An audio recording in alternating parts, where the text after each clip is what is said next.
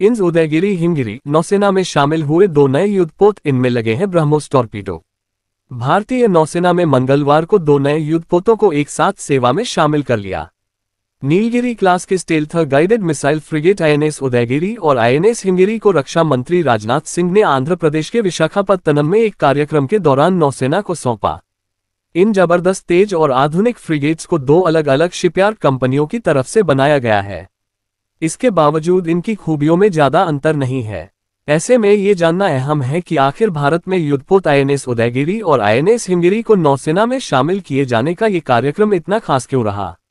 दोनों युद्धपोत के निर्माण को नौसेना के लिए आत्मनिर्भरता का प्रतीक क्यों कहा जा रहा है।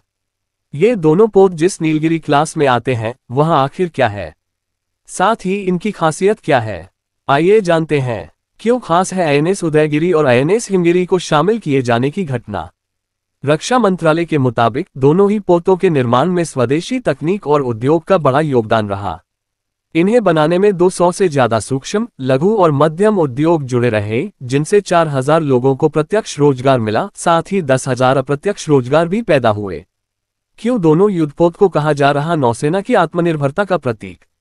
आईएनएस उदयगिरी और आईएनएस हिमगिरी के निर्माण और इसे नौसेना में शामिल किए जाने को देश के रक्षा इकोसिस्टम के लिए आत्मनिर्भरता की ओर कदम बताया जा रहा है।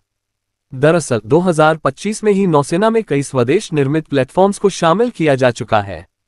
इनमें विध्वंसक पोत आईएनएस सूरत, युद्धपोत आईएनएस नीलगिरी और सबमरीन आईएनएस वागशीर शामिल हैं।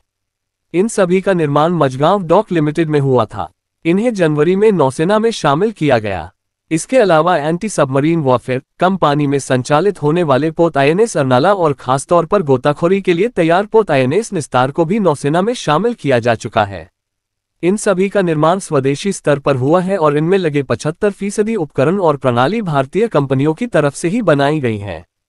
क्या है नीलगिरी क्लास, जिसे नौसेना के लिए बताया जाता है गेम चेंजर। भारत में नीलगिरी क्लास की स्टेल्थ फ्रिगेट्स को कोड के तौर पर प्रोजेक्ट 17 अल्फा, प्रोजेक्ट -17 का नाम भी दिया गया है। यानी यह नौसेना के प्रोजेक्ट -17 फ्रिगेट यानी शिवालिक क्लास के अगले चरण के तौर पर देखा जाता है।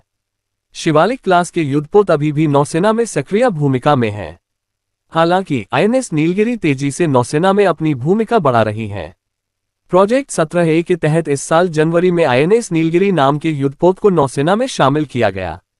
इस प्रोजेक्ट में कुल 7 युद्धपोत का निर्माण होना है और आईएनएस उदयगिरी और आईएनएस हिमगिरी उसका ही हिस्सा है। नीलगिरी श्रेणी के युद्धपोत प्रोजेक्ट के तहत 7 में से 4 पोत नीलगिरी, उदयगिरी, तारागिरी और महेंद्रगिरी का निर्माण मझगांव डॉक लिमिटेड की ओर से किया जाना तय हुआ। दूसरी तरफ 3 का निर्माण हिमगिरी, दुनागिरी और विंध्यगिरी का निर्माण garden reach ship builders and engineers की तरफ से होने पर मुहर लगी। इनके निर्माण की तकनीक में भी बदलाव किया गया ताकि इन्हें जल्द से जल्द नौसेना को सौंपा जा सके। क्या है नौसेना में शामिल होने वाले दोनों युद्धपोत की खासियत। नौसेना में नीलगिरी श्रेणी के युद्धपोत को भारत के तटीय इलाकों से दूर गहरे समुद्र में अभियान चलाने के मकसद से तैयार किया गया है। दोनों ही युद्धपोत किसी भी तरह के पारंपरिक और गैर पारंपरिक सुरक्षा चुनौतियों से निपटने में सक्षम हैं। उदयगिरी और हिमगिरी प्रोजेक्ट 17 शिवालिक श्रेणी के युद्धपोत के अनुवर्ती जहाज हैं। इन दोनों जहाजों में डिजाइन, स्टेल्थ, हथियार और सेंसर प्रणालियों में महत्वपूर्ण सुधार शामिल हैं। आईएनएस उदयगिरी और आईएनएस हिमगिरी में नौसेना की तरफ से कई तरह के हथियार और प्रणालियों को लगाया गया है ताकि यह जमीन से किए जाने वाले हमलों, हवाई हमलों और समुद्र के भीतर से मिलने वाली सभी चुनौतियों से निपट सकें।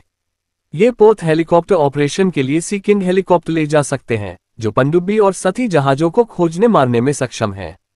ये पोत ब्रह्मोस सुपरसोनिक क्रूज मिसाइल से लैस हैं, जो समुद्र और जमीन दोनों लक्ष्यों पर 290 जोड़ किमी की दूरी से हमला करने में सक्षम है।